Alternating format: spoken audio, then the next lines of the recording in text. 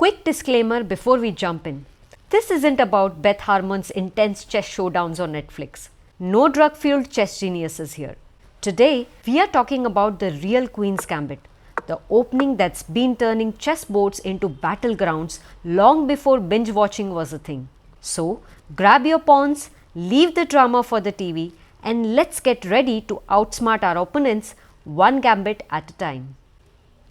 So, what is a Queen's Gambit? Well, it is a chess opening characterized by the moves d4, d5, c4. Looks like white is offering a pawn for free. But why is he doing that? What are the ideas? Well, the idea to play c4 is that white is immediately fighting for the center and is also grabbing some queenside space. So, how should black respond to this gambit? Well, black has two options. Either he can accept the gambit by capturing this pawn, which will go into the Queen's Gambit accepted variation. So, pawn takes pawn, and now white will regain the pawn pack with e4, taking a full control of the center squares while also attacking the undefended pawn over here. And how should black respond? Well, black should now just focus on developing his pieces and should really not try to save this pawn over here.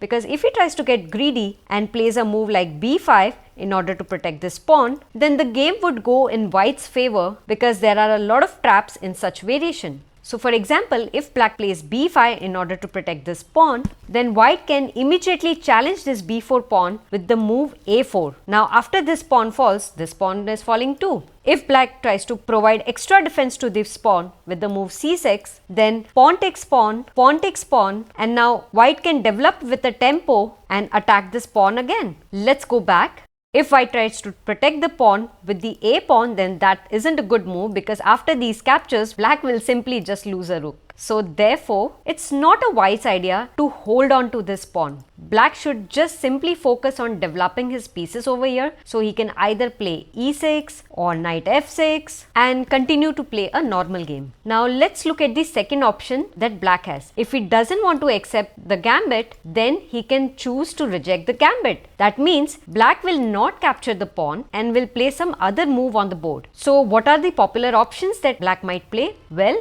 in the Queen's Gambit declined variation, black might choose to play e6, which is the main line. e6 fortifies the pawn over here and opens up line for the dark squared bishop. And white here might choose to capture the pawn here or simply focus on developing his pieces, or may even choose to play g3 in order to fianchetto his bishop and continue with normal developing moves. Let's look at another option. Black here might also choose to play c6, which is the Slav defense. So the idea is, if white captures the pawn, black can recapture the pawn back with a c pawn, and in that case, both the players have lost their c pawns and both of them have maintained their center pawns. So the position is quite balanced and equal. So c6 is Slav defense. Another variation that black might play is the move e5, and this is called as the Albin counter gambit. What black is doing over here is, when white offered a pawn for free, black said, I'm not going to accept your pawn, but I'm rather going to offer you my pawn for free. And the idea for offering a pawn for free over here is, black is most probably looking forward to play d4, grabbing more space in white's territory and obstructing the development of this knight on this square. White might continue with knight to f3, putting more pressure over here. Black will continue with knight to c6, adding more defense. And from here onwards, there are many ways that the game can unfold into. Let's go back. Black here can also choose to play knight to c6, which is the Chigorin defense. If white captures the pawn, then black will recapture back with his queen. So since there is a double attack on this pawn, white might continue with knight to f3, adding a defender, or e3 just protects the pawn as well as opens up lines for this bishop. Now let's look at another line. Here black might choose to go for the Baltic defense, which is bishop to f5.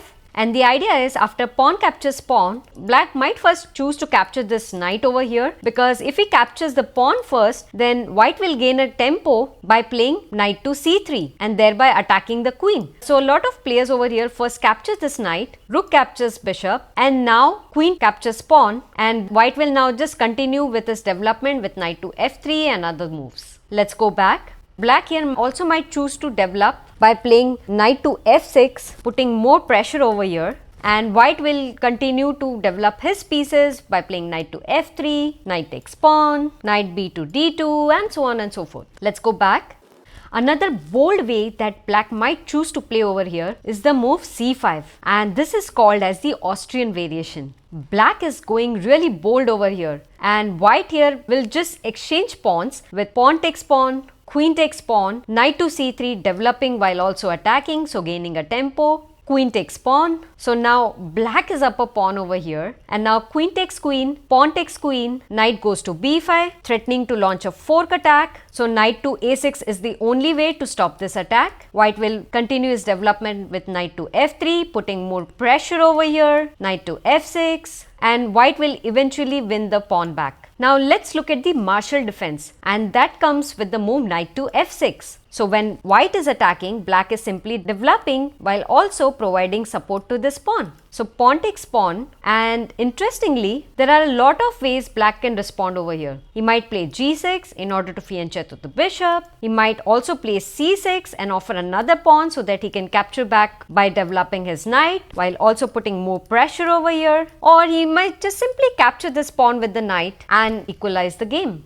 Do like this video and subscribe to my channel if you understood the basics of Queen's Gambit. And now let's head on to the question of the day. So today we are not going to solve any chess puzzle, but I'm just curious to know if whether you have watched the Queen's Gambit on Netflix, and if yes, then what are your thoughts on the chess drama series? Talk to me about it in the comments box below, and I'll see you in the next video.